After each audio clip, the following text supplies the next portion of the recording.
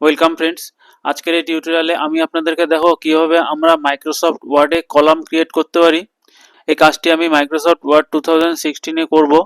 আপনারা চাইলে মাইক্রোসফট ওয়ার্ডের যে কোনো ভার্সনেই এটি করতে পারেন এবং কলাম ক্রিয়েট করার যে প্রসেস সেটি সব ভার্সনে মোটামুটি একই।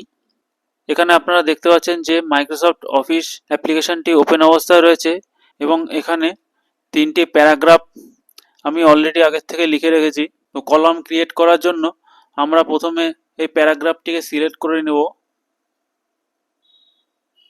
তো এখানে দেখতে পাচ্ছেন যে আমি পুরো প্যারাগ্রাফটিকে সিলেক্ট করে নিয়েছি। এখন আমরা চলে যাব লেআউট ট্যাবে। তো লেআউট ট্যাবে ক্লিক করার পরে এখানে দেখতে পাচ্ছেন যে পেজ সেটআপের গ্রুপ রয়েছে। এখানে কলাম নামে যে অপশানটি রয়েছে এর নিচে যে ড্রপ ডাউন বাটনটি রয়েছে এখানে ক্লিক করব। এখানে ক্লিক করার পরে আপনারা দেখতে পাচ্ছেন যে বাই ডিফল্ট এটি 1 সিলেক্টেড রয়েছে। এখন যদি আমরা এখানে 2 এই অপশানে ক্লিক করি তো এখানে দেখতে পাচ্ছেন যে প্যারাগ্রাফটি 2টি কলামে বিভক্ত হয়ে গেছে। যদি আমরা এটিকে 3টি কলামে ভাগ করতে চাই তাহলে 3 এই অপশানটি সিলেক্ট করব।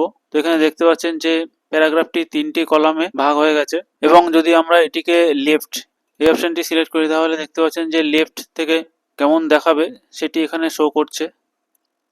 রাইটে ক্লিক করলেও এখানে শো করছে রাইট থেকে প্যারাগ্রাফটি লিখলে কেমন দেখাবে। তো এখন আরেকটু নিচের দিকে আসলে আপনারা দেখতে পাবেন যে এখানে মোর কলাম বলে একটি অপশান আছে। এখানে ক্লিক করব। এখানে ক্লিক করার পরে দেখতে পাচ্ছেন যে কলামসের একটি ডায়লগ বক্স ওপেন হয়ে গেছে। তো এখানেও ওই একই অপশান রয়েছে। এবার এখান থেকে আমরা যদি 3 কলামস এই অপশানটি সিলেক্ট করি এবং সিলেক্ট করার পরে ইকুয়াল কলাম উইথ এই অপশানটিকে সিলেক্ট করি তাহলে আমরা যদি ওকে করি এবার দেখতে পাবেন যে এখানে কলামটি 3টে ভাগে ভাগ হয়ে গেছে। এবং এখানে দেখতে পাচ্ছেন যে লাইন বিটুইন নামে একটি অপশান রয়েছে। তো এই বক্সে একটি ক্লিক করে লাইন বিটুইন অপশানটিকে আমরা এনেবল করে দেবো। এবার আমরা যদি ওকেতে ক্লিক করি তাহলে দেখতে পাবেন যে মাঝখান থেকে ভার্টিক্যাল লাইন ক্রিয়েট হয়ে যাবে। তো ওকেতে ক্লিক করার পরে আপনারা দেখতে পাচ্ছেন যে প্রত্যেকটি কলামের মাঝখানে ভার্টিক্যাল লাইন ক্রিয়েট হয়ে গেছে।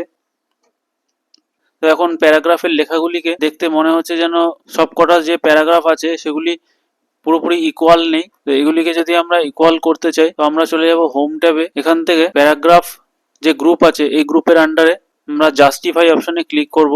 এখানে দেখতে পাচ্ছেন যে এবার লেখাগুলি দেখতে অনেক সুন্দর লাগছে। তো এখন যদি আমরা আগে যেমন ছিল সেই ফরম্যাটেই আমরা কলামগুলিকে নিতে চাই তো সেটি করার জন্য আমরা প্রথমে পুরো কলামটিকে সিলেক্ট করব। সিলেক্ট করার পরে আমরা লেআউট ট্যাবে ক্লিক করব।